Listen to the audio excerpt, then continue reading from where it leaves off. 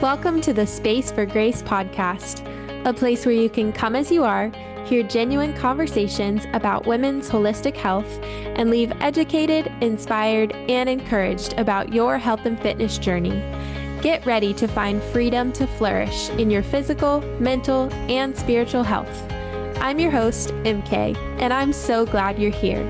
Welcome to the Space for Grace. It's me. Hi, guys. I am going to do a solo podcast episode today because I want to chat with y'all about when you get overwhelmed and you get so overwhelmed that it keeps you from taking any action at all. And your hopes and dreams, they just stay in your head as ideas and you never actually do anything about it. And this could apply to starting a business. It could apply to making changes in your health or your career or your relationships. This could apply to so many things. And I feel like lately I've had so many great conversations with people who have these amazing ambitions and dreams in their heart or things they want to change in their life. But the theme that I keep hearing over and over again lately is people just get overwhelmed by either the amount of things they have to do to achieve their goal, achieve their dream, or they get paralyzed by the fear that it's not going to work out. But there's just this sense of overwhelm that keeps them stuck and keeps them just in this freeze state of I'm overwhelmed. It just feels like too many steps, or I don't even know how to get started, what to do. And I see this a lot in the holistic health world where people maybe have a new chronic illness, a new diagnosis, and they start doing research on all the different ways they could try to get to the root cause and heal their body naturally. And they get so overwhelmed because there's so much advice out there on social media, on the internet. There's so many different things you could do. And I have this happen sometimes with people I'm like messaging with on Facebook, for example. I'll message people about their PCOS diagnosis or they think they might have PCOS and explain like, this is how you get diagnosed. These are the criteria to actually be diagnosed. Here's some different symptoms. That are signs of maybe having PCOS. And then I'll go through kind of the big things I would do to get started. And they're always like, wow, that is a lot. And it is overwhelming. And I say, like, just do one thing at a time. And it's taken me 7 years to get to where I am today post diagnosis. So, like, don't feel like you have to do it all at once.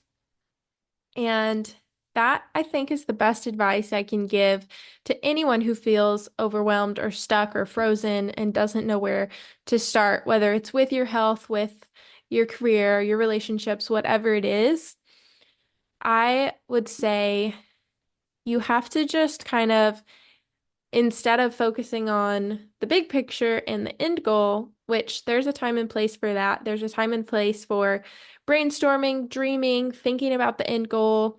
Like you want to know that. You want to know your why. You want to have a vision, a mission, and have that clear. But then you have to decide what your action steps are going to be.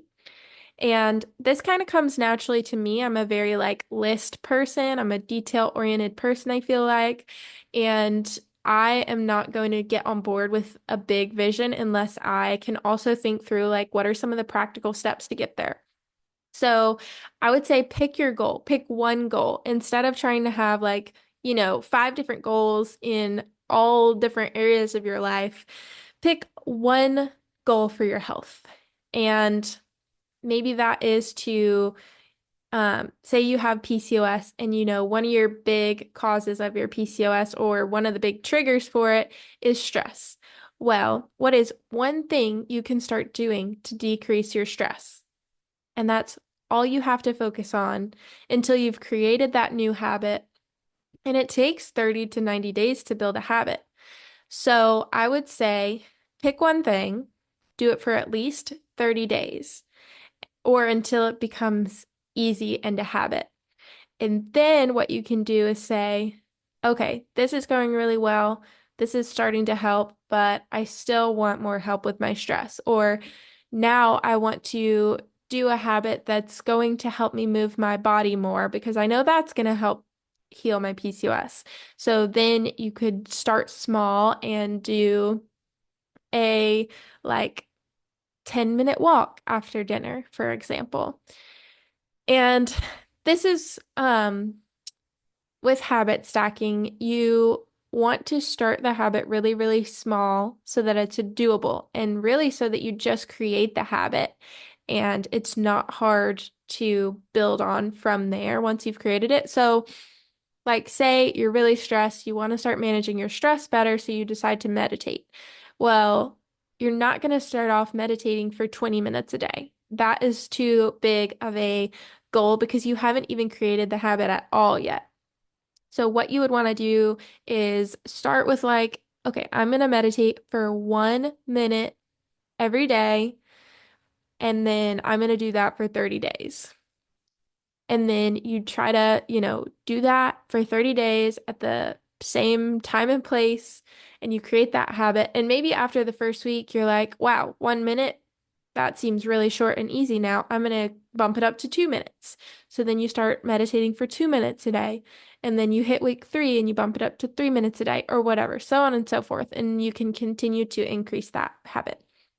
Then the next step is to stack a new habit on top of an already existing habit. And this is habit stacking. So, say you've been meditating for 30 days, you've created that habit, you're meditating for like 5 minutes a day now. You're going to continue to do that new habit and really set it in stone over the next 2 more months.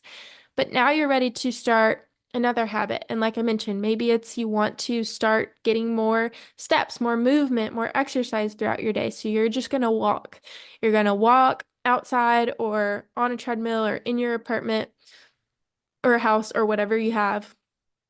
And you're just going to start with a 5-minute walk every day. And so maybe you meditate in the mornings and you stack this new habit on top of the meditating habit. So you get up, do your thing, you do your meditation, then you immediately go on your 5-minute walk.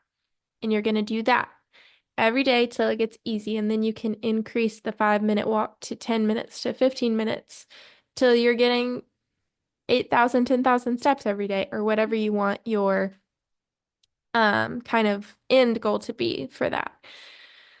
So, as far as being overwhelmed and not knowing where to start, that's what you really have to do. You have to take a step back and think, okay, here's the end goal or the dream or the vision. What are some practical steps to get there? Start small, do one thing at a time. So, I'll give my PCOS journey as an example. When I first started researching what to do for PCOS, the first thing I tried was cutting out gluten and dairy. And then I also had already been in the habit of exercising and going to the gym. But at the time, I had been running a lot. Like I was training for a half marathon and ran like multiple miles a few times a week. So I started doing lower intensity, like shorter runs, 2 miles at the most. And then I really focused more on strength training. And so I kind of made those three big changes all at once, but then it took a while to really set that in stone before then adding anything new. So I continued with like my elimination diet, figuring out how to eat for my insulin resistance, what foods I was intolerant to. I food journaled for like 6 months and was really completely gluten and dairy free during that time and continued with the low intensity exercise and strength training because that felt so much better for my body. Like within 2 weeks of doing those changes, I felt like a new person. It was crazy. So I would say I really only did those things for quite a while until I started to incorporate other healthy habits for my PCOS. So, like, fast forward to today, I take supplements. I have a low toxic lifestyle, so I use like non-toxic products for skincare, hair care. Um, our cleaning products are non-toxic, laundry, toothpaste, deodorant, all of that we have completely switched. We made that change when we got married, but I was kind of slowly making the transition for probably a year or two before that. Another thing is like walking at least 30 minutes every day. So I go on a walk most days outside when I can. Most recently, I've started like getting morning sunlight, trying to do some grounding, some breath work is a really good new thing that I've been doing for like stress and nervous system regulation. We go to the chiropractor, like we do all of these things now that I was not doing for the first few years when I had PCOS. I was doing the basics, the best I knew how with nutrition and exercise. Like in college, I wasn't getting enough sleep. And then after college, I was just figuring out like adulting and how to survive, make enough money, budget, all of that stuff.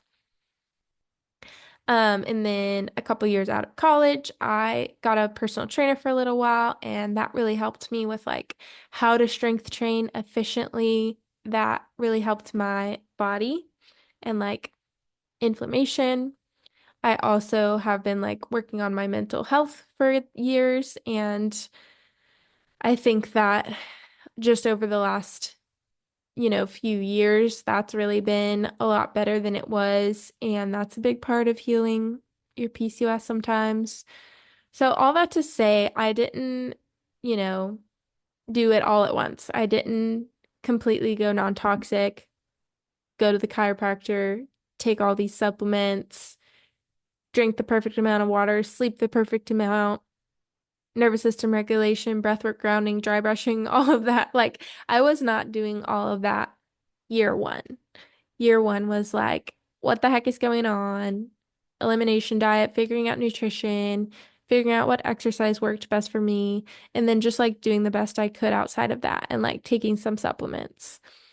And then year two out of college, I would say like focusing more on trying to regulate stress, sleep more, and like walk enough every day. Because then I was like out of school and I was working a full-time job where I like sat for most of the day. So trying to go on walks more was more of a focus. And I would also say like mental health was a big focus year two, three, four into like COVID. And then I would say year four, five was a lot more getting into holistic health, working at the chiropractor, getting adjusted, learning more about toxins and how to live like a low toxic lifestyle, more into supplements and figuring out what worked best for me. My cortisol went way down, figuring out, stress resiliency, being able to handle things a lot better, handle hard situations or trauma or heartbreak better. Um, And it's just changed throughout every season of life what I've been able to handle and focus on.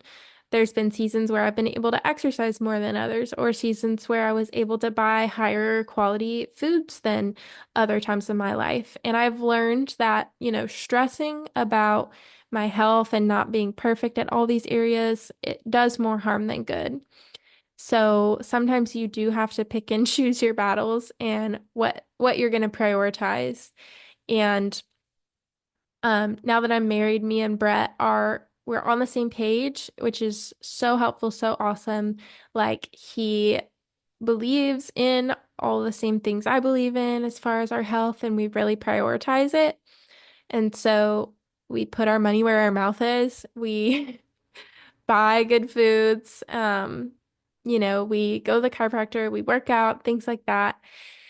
And so, yeah, that means maybe we're not going to be able to buy as many clothes as other people or go out as much as our friends might or whatever. But it's because we have prioritized our health and we know how important it is so that we can prevent disease and hopefully live a long life without having to pay for medications and all this stuff when we're older. So, hopefully that encourages you if you're just getting into kind of the functional medicine or holistic health world and you're like, oh my gosh, I've got to change all of my routines, all of the food and products that I use, and I might have all these issues from being exposed to all this stuff. Like it is very overwhelming.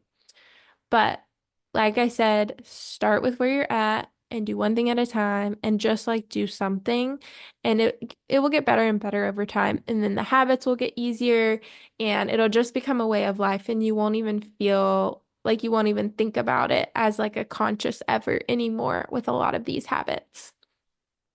And you'll really fall in love with the holistic lifestyle, I think.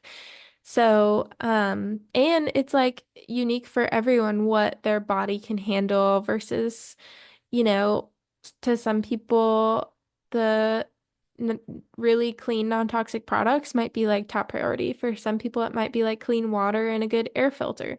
For some people, it might be like they have to exercise or their mental health and their body feels horrible. Like, it's okay to individualize what you do for your health based on you and your symptoms and what makes you feel the best. And just remember to have a good balance. Like, still make time for things that you enjoy that give you life. Like if you have a sweet tooth and you absolutely love desserts, like learn how to bake a gluten and dairy-free, dessert that's really good that maybe uses some healthier ingredients so it's not filled with tons and tons of refined sugar or things like that. But there's like, I have dark chocolate all the time. And honestly, I never feel deprived now with the way that I have this balance of like my health also includes my mental health and includes enjoying life and not stressing when we go out to eat about like, oh my gosh, what if they cooked this in seed oils? Like, our bodies are resilient, and especially now after I've been like healing and managing PCOS for 7 years, the things that used to be like really, really triggering to my body aren't as much of a trigger anymore. So like I've learned to trust my body and trust that it can handle a French fry. I'm not gonna blow up into this big giant bloated balloon just because I had some French fries. Like I can enjoy that every now and then, and it's okay. It's not gonna ruin all my progress or make me gain a ton of weight. Like I've built muscle. I live this healthy lifestyle so that I can enjoy my life. And I think that's the most important thing to keep in mind and remember is that like the goal is to enjoy our life and glorify God. And the goal is not to be perfectly healthy forever and live as long as possible just because like we're all gonna die one day anyways and go to heaven. And that's not a cop out to like live an unhealthy lifestyle and not care about your physical health, of course. But just remembering that like how you look or your physical health is not the most important thing in life. The most important thing is like loving people, loving God, serving, and like enjoying your life. And so, still prioritizing those things, those life-giving things, friendship, community, fun, laughter, like sharing meals with people, fellowship, like those things are more important than like food and exercise and how our body looks on the outside. So, nourish yourself, nourish your physical health, but also your mental and your spiritual health, which includes things like relationships and fun and enjoying your career and having healthy finances and all these different areas of life. Um, and just remember, like, it's about the journey, not just the destination. So enjoy the journey and remember that it's never going to be perfect, and that's okay. We're all just doing the best we can and getting 1% better every day. Thank you so much for listening to today's episode of the Space for Grace podcast. Be sure to check out the description for any links or resources that were mentioned during this episode. And if you enjoyed this podcast, be sure to subscribe, share with a friend, and leave a review. I hope you're leaving today educated, inspired, and ready to flourish. This is Space for Grace.